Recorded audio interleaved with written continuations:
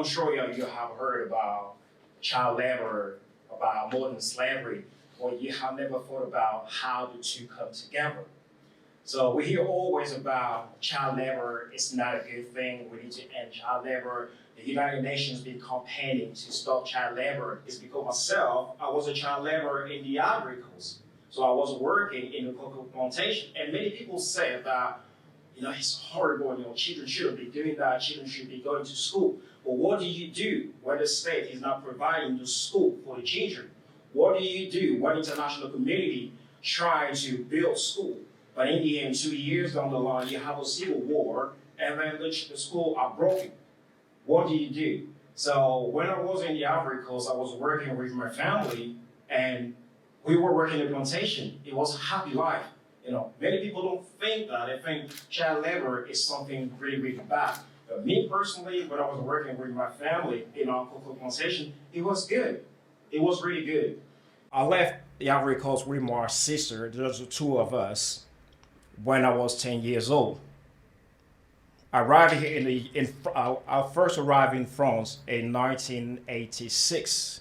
I went back 10 years later because every time I wanted to go, there was a civil war, and they were telling me not to come, not to come, not to come. What annoys me when I hear the news or when I hear people talking about immigration or migration is that there is a difference between people leaving civil war or coming to the UK because of civil war and people who are coming because allegedly they're called economic migrant. So these economic migrants are not allowed to come because they are economic migrant. But what is the difference? Somebody leaving a civil or being forced to leave because of civil war, or somebody forced to leave because of hunger. What is the difference? The two individual or the two category of individual are being deprived of their basic human right.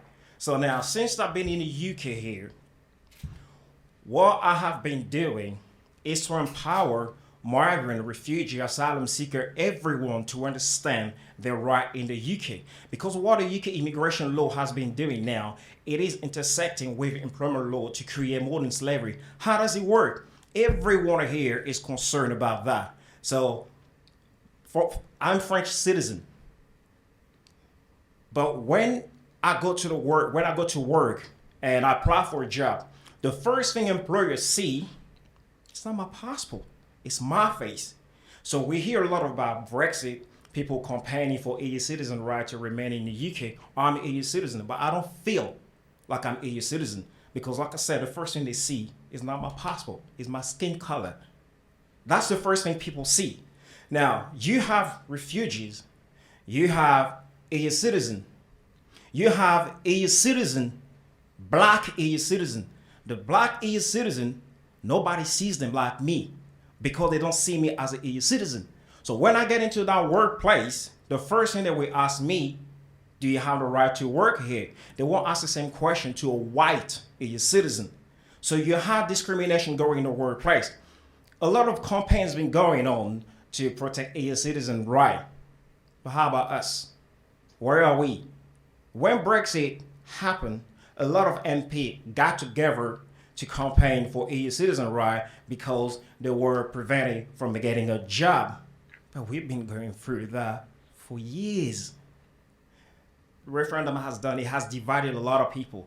So you have EU citizens who are on one side, black EU citizen on the other side. You have British black BNP on the other side, because even if they are black British, they are still being treated as if they were foreigners. But nobody cares about them. So you have a lot of different category, but the only people MPs are caring for are the white EU citizen. They don't even care about a black BME British citizen who are going through this kind of situation. So now when you have the right to work, but the old legislation prevents you from working, but you still have to feed your family. So what you do, you get a job and you're being paid below the living wage. Are you really undercutting British workers? No, the system has put you in this situation. And many people are losing their job simply because they don't have the knowledge to protect themselves at work. The Home Office has put a system in place that does not work, but nobody cares. So I think it is really important to understand what migrants are going through. Whether you are migrant or British who look like migrant or have a funny name, employer will always think that you are a migrant, but that's not true. When I came to this country 13 years ago, I couldn't speak a word of English. So now I think I'm not doing bad. But until now, they're still telling me that I can't speak. My employer not long ago told me you can't write English. Well, I arrived in this country 14 years ago. I did my degree in this country, my master's degree in this country. I'm doing qualification to become a lawyer, and I'm going to be doing my PhD. And they are telling me I cannot write English. What do you call this?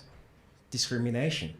So these are the kind of things we are going through. So from leaving our country because of international rule in place that deny us our right in our country, we are trying to get here. You get here, you have a system that puts you in this situation. They are blaming you for undermining British worker, and you find yourself in a situation where you have to work as a slave to be able to feed your family. Am I undermining any British worker? No. So we need to work together with the British workers to be able to tackle everything that is being going on. So that's the reason why I was here, really, to try to bring this different aspect of the fight for migrant workers' rights, because not many people see how we Black EU citizens feel, because nobody seems to care about us, because when they see us, they don't see us as EU citizens, they simply see us as foreigners because of who we are.